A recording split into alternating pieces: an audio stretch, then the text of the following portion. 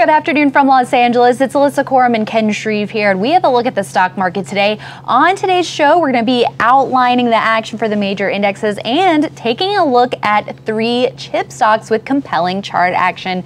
But first, let's talk about the major indexes. We have the Nasdaq finishing the day up 0.6% to lead the gains. The S&P and Dow closed up about 0.2% each after a little bit of questionable action late in the session. Relatively strong gain for the Nasdaq, though off highs. Yeah, off highs, but it did manage to rally during the last half hour of trading or so. It was bleeding pretty badly, never turned negative, but it looked like we could possibly get a stalling session for the Nasdaq. It looks like the Nasdaq will avoid one today. We had higher volume, it looks like, in both the S&P 500 and Nasdaq.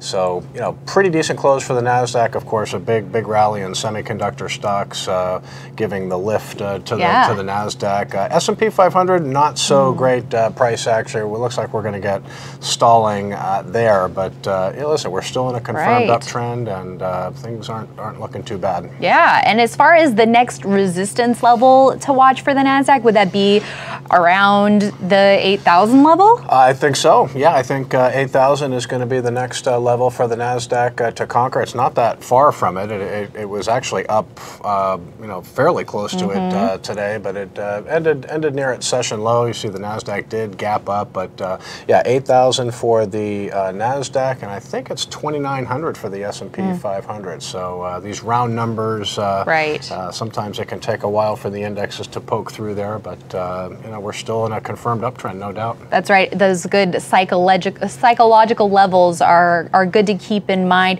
And we want to take a look at 3 chip stocks. AMD finished the day up 8.5% on a positive note from Nomura, with the analysts initiating a buy rating and a 33 price target. The stock finishing the day around 29.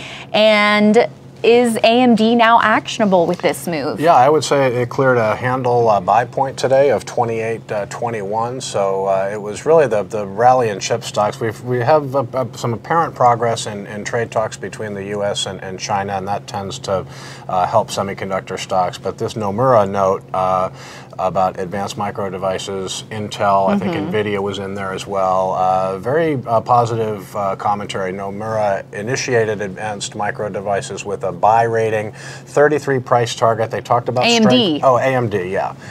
They talked about strength in the second half. We heard kind of similar stories from Broadcom and Micron not that long ago with their earnings report. So there's like the second half outlook starting to look okay for the chip stocks, and AMD benefiting on this note. That's right. It looks like it came really close to that $30 level, pulled back a little bit with the broad action here, and it's still where it closed is still about 15% below its prior high, but it has come well off of lows, and even when it was selling off, it was able to find support at the 200-day. Yeah, I mean, this is definitely a breakout today. It is still off highs, but stocks can break out when they're off highs. Right. And it's a strong move for AMD today. Of course, the Philadelphia Semiconductor Index hit an all-time high today. So really, the chip stocks are where the action is right now. That's right. And you mentioned Intel. Those shares finishing the day up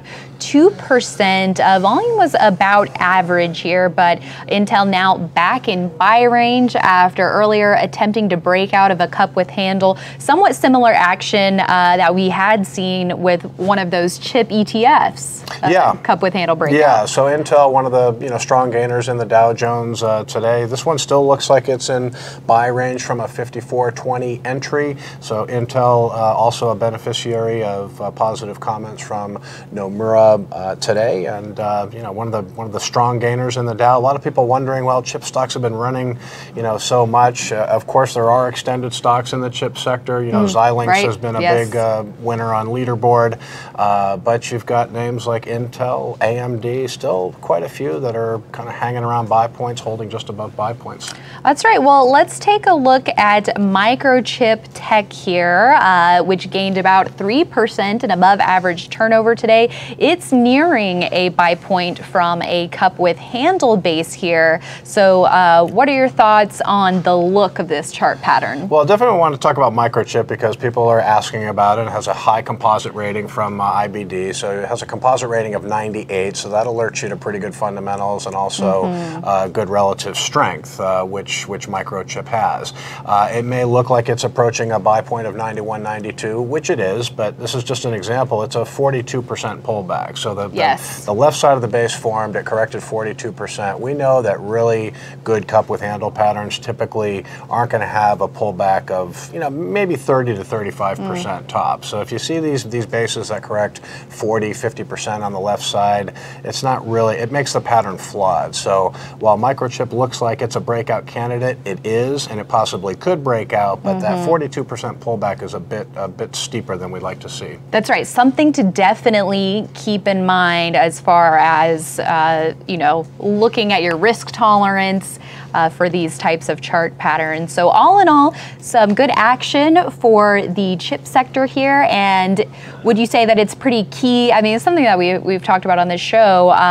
Getting involvement from this sector in the rally is something that is ideal. Yeah, I mean, listen, when you're in a confirmed uptrend and you have semiconductor stocks participating, that's it's typically a good sign. A lot of these chip stocks, they're moving now because the market perception that they've made it through the worst, at least the ones that have been beaten down. Right. They're starting to see visibility in the second half of 19 and into 2020. So these stocks are starting to price in improving fundamentals, and it's making a lot of these names actionable in a confirmed uptrend. Yeah, we will definitely keep an eye on them. And also some other great content that you should definitely go check out when you have time today or later. We have the latest episode of the Investing with IBD podcast, which has dropped today. It's usually Thursdays, but it's a day early this week. Our host, Arusha Pires, along with Mike Webster, Senior Vice President and Portfolio Manager at O'Neill Capital Management,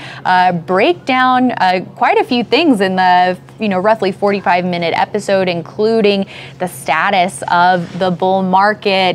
Some are saying it's long in the tooth, but Mike actually thinks that we could be far from over with the bull market. Yeah, he had a presentation at one of our advanced workshops and was kind of making the case for a bull market, and things are looking pretty good. So it'll be another good podcast. Exactly. So for interesting perspective on the bull market, as well as analysis of Chipotle and some stocks in the streaming space, make sure to go check that out at investors.com/podcast. That's where you can find links to subscribe to the podcast, whether it's on Apple Podcasts, whether you have an Android, Spotify, whatever your streaming platform of choice is. So make sure to go check that out to subscribe or download, as well as for show notes and charts. And we have a video version too of the podcast.